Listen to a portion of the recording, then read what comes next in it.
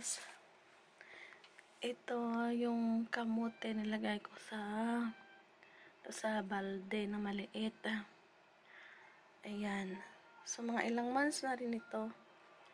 So, ang laki ng kamote. Ayan, dami ng dahon. So, nilagyan ko lang ito ng tubig. Ito din. Ayan. So, hindi ko pa ito pinitasan ng dahon. So, ngayon ko pipitasin.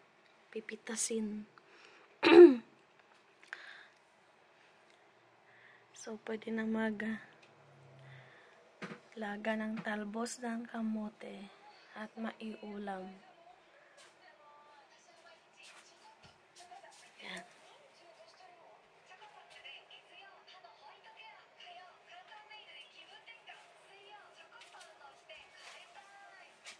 Libre na ang talbos. Tanggalan ko ito.